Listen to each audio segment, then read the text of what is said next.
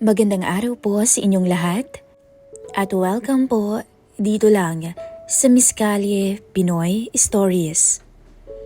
Sa pagitan ng pagnanasa at seguridad, natagpuan niya ang sarili sa isang desisyong hindi niya kayang takasan.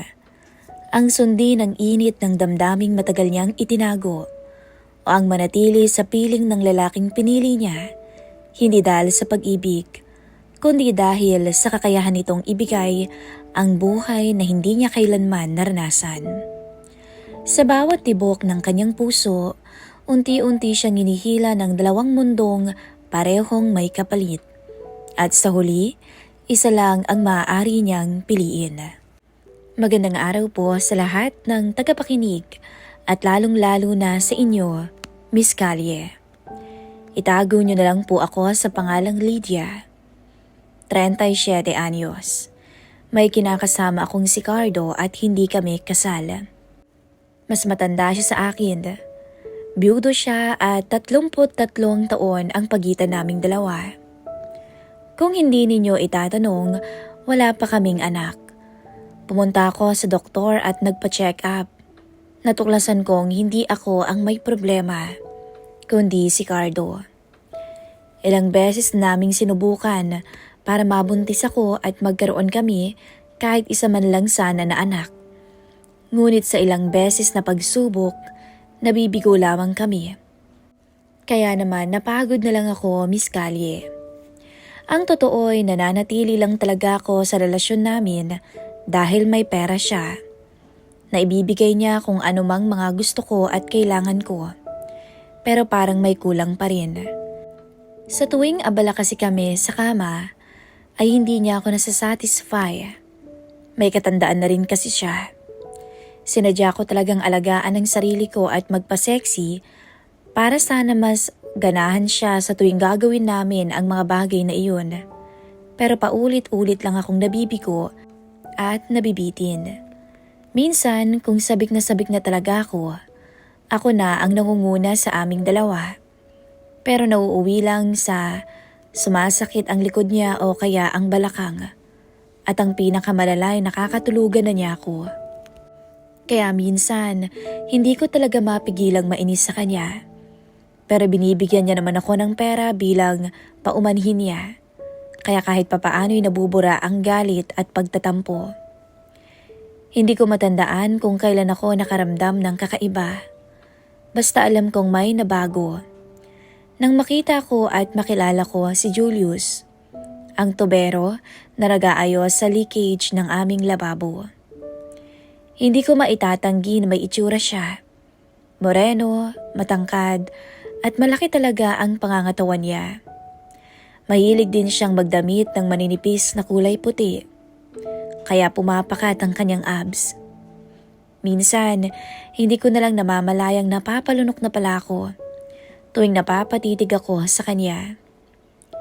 Hapon ng Sabado, nasa hapag kami. Katatapos lang namin kumain ni Cardo.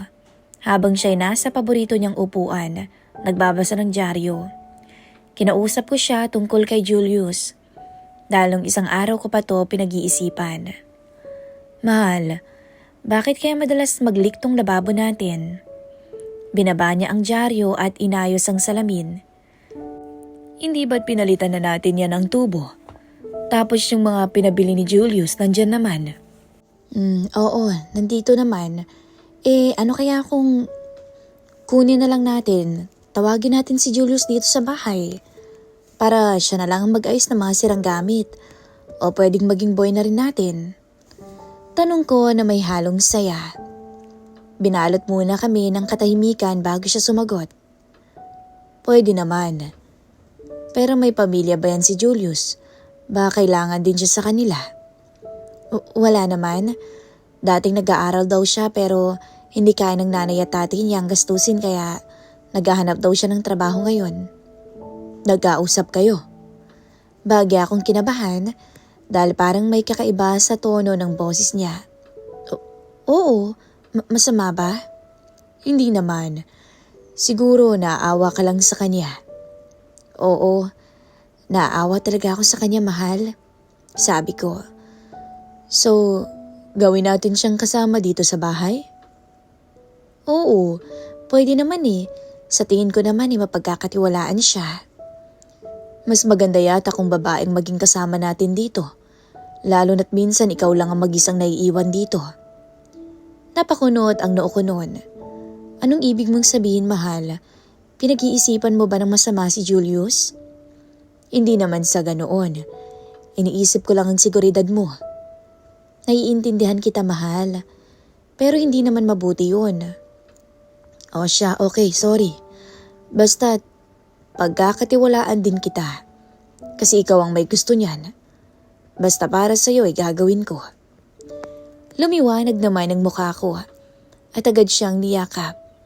Thank you, mahal. The best ka talaga. Walang mapaglagyan ng saya ko sa mga puntong yun, Miss Callie.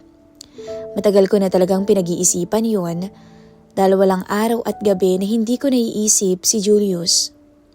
Ang totoo, ako ang sumira sa lababo para palagi din niyang inaayos, habang ako naman ay palihim siyang pinagmamasdan. Minsan ay dinadaan ko lang sa pakikipag-usap sa kanya. Kaya naman sa mismong araw na lumipat siya sa amin, naligo talaga ako at nagpabango. Nagbihis na rin ako ng pinaka-sexy kong damit, nakakabili ko lang din sa mall. Ewan ko ba? Pakiramdam ko tuloy na isa ulit akong dalaga na nagpapapansin sa crush ko. Muli akong nakaramdam ng excitement sa araw na iyon. Magandang hapon ho, Ma'am Lydia. Nakangiting bati niya. Parang isang musika sa tenga ko ang boses niya. At mabuti na lang at napigilan ko pang hindi manghisay sa kilig. Magandang hapon din, halika. Pumasok ka. Magmerienda ka na muna. Masigla kong tugon at sinamahan siya patungo sa kusina. Pagdating niya doon, nakahanda na talaga ang mga pagkain at juice. Siya na lang ang tanging hinihintay. Si Sir po pala, ma'am? Tanong niya. Binisita yung shop niya. Mamaya pa yun uuwi kasi makikipagkwentuhan pa yun sa mga trabador niya. Alam mo naman ang sir mo, parang tatakbong mayor. Pagbibiro ko pa. Natawa naman siya at lumabas ang malalalim niyang dimples.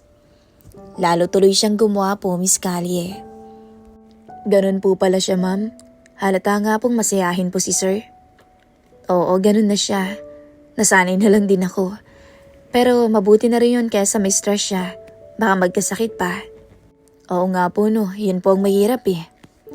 Habang kumakain siya, pasimple ko siyang tinititikan. Hindi ko alam, nakakaakit pa rin para sa akin ang paraan ng pag-inom niya. Minsan ay lumalandas ang mga mata ko sa matipuno niyang braso. Tumahimik ako. Tapos nagtanong, nag-workout ka ba? Pinasadahan niya naman ang tingin ang braso niya, tsaka biglang nahiya. 3 beses po sa isang linggo, ma'am. Tsaka palagi po kasi ako nagigib ng tubig sa amin dahil tumutulong ako kay nanay sa paglalabada niya. Dahan-dahan naman akong tumango. Kasi ang ganda ng katawan mo Para kang kabilang sa basketball players. Naku, hindi po ma'am, malabo pong mangyari yun. Huwag kang magsabi ng ganyan. Malay mo yan talagang future mo. Pagkatapos ng mahabang kwentuhan namin, tiningnan niya muna ang lababo namin. Dito ho ang may problema? Oo, dyan. Tumatagas eh. Kaya sa kabila muna ako naguhugas ng plato.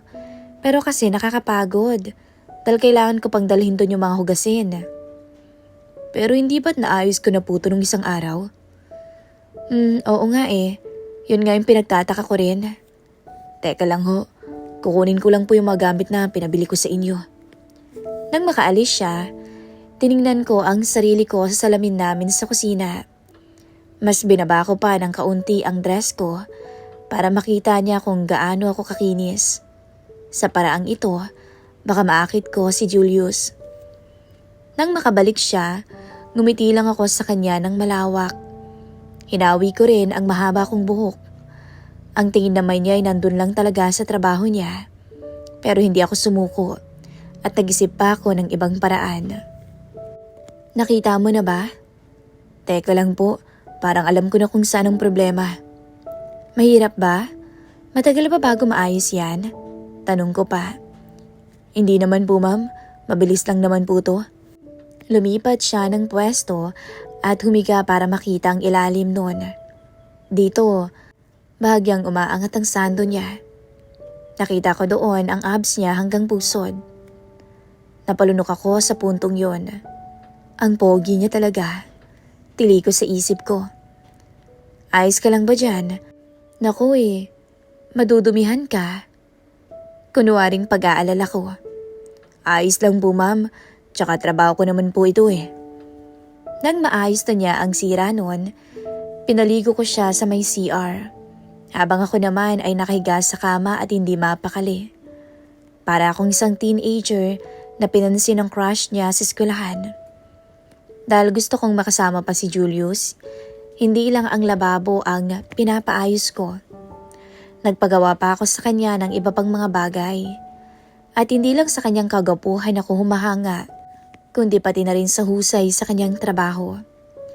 Nang malaman nito ni Cardo, humanga rin siya kay Julius. At sinabi niya sa akin na tama nga raw ang pagpapatuloy namin sa kanya dito. Para akong nanalo nun sa loto.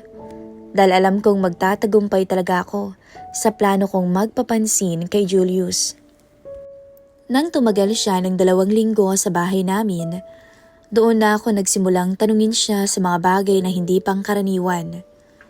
Yung mga ginagawa ng magkasintahan, mag-asawa, o di kay bagong magkakilala pa lamang. Bahagyang naiilang at nahihiya si Julius, pero alam kong alam niya rin ang bagay na yon. May ex ka na ba, Julius? Opo ma'am, meron po. Nagawa niyo na ba? Nagkunot noo siya at hindi niya alam kung ngingiti ba siya o matatawa. Hay nako, alam kong alam mo na yon. Pabiro kong tugon. Hindi pa nga po. Hindi po kasi kami nagtagal. Tsaka hindi naman po pumasok sa isip ko yung mga bagay na ganyan habang kami pa. Daan-daan naman akong tumango. Ang bait mo talaga, Julius. Yan ang mga gusto at tipo ko. Bahagya siyang natigilan. Po? Anong ibig niyo pong sabihin? Sabi ko, ganyan ang mga gusto kong lalaki. Yung mababait at inosente. At biglang nanaig ang katahimikan sa aming dalawa. Nagtitigan lang kami. Parang naghihintayan kung sinong unang babasag sa katahimikan. Sinong unang gagalaw at kung sinong unang lalapit. At sa isang iglap nga, hinawakan ko ang kamay niya at unti-unti kong nilapit ang mukha ko sa mukha niya. Hindi naman siya lumayo. Tila kabado lang siya ng mga oras na yon. Hanggang sa naglapit ang mga labi namin. Unay isang dampi lang na nasundan pa ng 2. Hanggang sa naging mapusok na para kaming bagong magkasintahan na uhaw sa isa't isa. Sa laki ng katawan niya, 1 kilos lang niya ay nakasampa na ang 2 binti ko sa balakang niya. Dinala niya ako sa counter at doon sinandal at pinaupo. Pero ang mga bisig niya ay nakasuporta pa rin sa akin. Naghulugan pa nga ang mga gamit at napangiti pa ako sa sinabi niya sa akin. Napakaganda mo, Lydia. Matagal na rin kitang gusto. Hindi ka magsisisi sa akin. Napahawak ako noon sa batok niya at ang isang kamay ko ay sinabunutan na siya. Hindi ko alam kung nasugatan ko ba siya sa mga kuko ko, pero ang mahalaga sa puntong yun ay nakamit namin ang matagal na naming inaasahan. Tumagal ng oras ang bawal na sandali namin. Napunta pa kami sa mesa, sa may sofa at sa hagdanan. Wala akong ibang ginawa kundi magpigil ng boses at mapakapit sa kanya. Tuluyan ko nang nakalimutan ang asawa ko dahil napagtanto ko sa puntong yon na si Julius pala ang makakapagpuno sa pagkukulang ni Cardo. Na matatamasa ko pa pala ang langit dito sa lupa sa pamamagitan ni Julius. Nasundan pa ang araw na yon, Miss Callie. Hindi ko na nga mabilang kung ilang beses namin yung nagawa. Kaya imbis si Cardo ang laman ng isip ko, si Julius na ang tumatatak sa isipan at puso ko. Palagi ko nang hinahanap-hanap ang bawat paghaplos, pagyakap at paghalik niya. Parang hindi na ako mabubuhay kung wala siya. At isang araw noon, nang matapos, napagtanto ko na lang na mahal ko na siya. Hindi lang ito basta-bastang pakiramdam. Sigurado kung mahal ko siya. Kahit nagsimula kami sa bawal na sandali. Pero isa rin tong dahilan kung bakit mas napalapit ang damdamin namin sa isa't isa. Mahal na mahal kita, Lydia. Bulong niya sa akin at hinalikan ako sa pisngi nang minsang magkatabi kami sa kama. Mahal na mahal din kita, Julius. Huwag mo akong iiwan. Pangako ko yan, Lydia. Dito ka lang ha. Mababaliw ako kung iiwan mo ko. Natawa naman siya at napapikit naman ako sa init ng hininga niya sa tenga ko. Oo naman, pero paano ang asawa mo? Si Cardo, matanda na yun. Hindi niya to malalaman. Nagtawanan naman kami dahil sa sinabi ko. So saan tayo bukas? Tanong ko. Anong saan? Naguguluhang tanong niya naman. Mamamasyal tayo. Kakain tayo kung saan mo gusto. Sabi ko at pinakita ang libo-libong pera. Sabay ginawa kong pamaypay. Nagtawanan ulit kami hanggang sa nakatulog kami dahil sa pagod. Makalipas ang 2 linggo. Biglang pinatawag si Julius sa kanila. Kami lang ni Cardo ang naiwan sa bahay. Habang nagluluto ako, biglang bumaliktad ang sikmura ko. Sa sobrang sama ng pakiramdam ko, naduwal ako sa lababo. Pero agad akong tumakbo papunta sa CR. Kumatok naman si Cardo sa pinto. Lydia, okay ka lang ba? Baka sa boses niya ang pag-aalala. Pinisil ko pa ang tiyan ko at nalukot ang mukha ko. Oo mahal, okay lang ako. Siguro may nakain lang ako kaya masamang pakiramdam ko. Sigurado ka ba? Ngayon ka lang gumanyan, baka nalipasan ka. Hindi naman, magiging okay din ako mamaya. Teka, kukuha kita ng gamot at maiinom. Dinig ko mula sa loob ng banyo ang mahakbang niyang papalayo. May oras ako para mag-isip kung anong dahilan ng biglaan kong pagsusuka. Pero isa lang pumasok sa isip ko. Ang paulit-ulit na nangyayari sa amin ni Julius ay hindi protektado. Naging kumpiyansa ako dahil mas pinairal ko ang uhaw ko. Gayunman, nang sumapit ang gabi, tumakas ako sa amin para bumili ng pregnancy test. Bigla akong hinila ni Julius at tinakpan ang bibig ko sa isang gilid. Nandito ka pala? Gulat na tanong ko. Oo, namiss kita, Lydia. Sabi niya at niyakap ako ng mahigpit. Julius, may problema tayo. Ha? Ano yun? Baka nagbungang ginawa natin. Lumiwanag naman ang mata niya. Parang walang bahid ng pagkagambala o pag-aalala. Hindi ka natatakot? Bakit naman ako matatakot? Anak ko yan. Hindi pwede to, Julius. Paano na lang si Cardo? Paano kung malaman niya? At hindi naman natin to habang buhay na maitatago. Huwag mong isipin yun. Ikaw yatang wala sa tamang pag-iisip, Julius. Nandito ako sa poder niya. Wala siyang kakayahang magkaanak. Paano na lang kung malaman niyang buntis ako? Anong sasabihin niya? Na isang milagro? Iwalayan mo siya, Lydia. Ano? Hindi pwede yan. Siyang bumubuhay sa akin, Julius. Nabibigay niyang mga pangangailangan ko. Paano na lang ako? Saan ako pupulutin? Wala rin namang perang mga magulang ko. Umaasa nga sila sa akin eh. Bakit ba pa iniisip yung mga yan? Sumama ka sa akin. Ha? Sigurado ka ba? Paano mo kami mabubuhay ng bata? Mahal mo ako, hindi ba? Ako ang mahal mo. Sinabi mo yun. Oo, mahal kita. Pero, alam mo nang sagot, Lydia. Kaya hindi ka na dapat nagdadalawang isip pa. Hindi ko akalaing darating ako sa puntong ganito. Kung saan ang bawat pangalan na nasa puso ko ay may kapalit na kahihinatnan. Sa isa, naroon ang init at pagmamahal na matagal ko nang hinahanap. Pero kayang wasakin ang lahat ng meron ako ngayon. Sa kabila, ang mundong pinili ko noon na nakakapagbigay ng kung anong material na bagay na mga gusto ko. Nalilito talaga ako. Sino ang mas matimbang? Pagod na akong tanungin ang sarili ko kung alin ang mas tama. Dahil kahit saan ako lumingon, may mawawala. may masasaktan.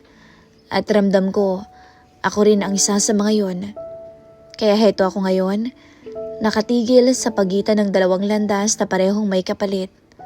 Parehong makakasira, hindi lang sa isa kundi sa aming lahat. At hindi ko alam kung paano ako pipili, kung alin man ang tatahakin ko. Maraming salamat po sa pakikinig ng aking kwento. Sana'y mabigyan niyo ako ng kasagutan sa aking mga katanungan. Hanggang dito na lang po at maraming salamat. Naghahanap ng kasagutan, Lydia.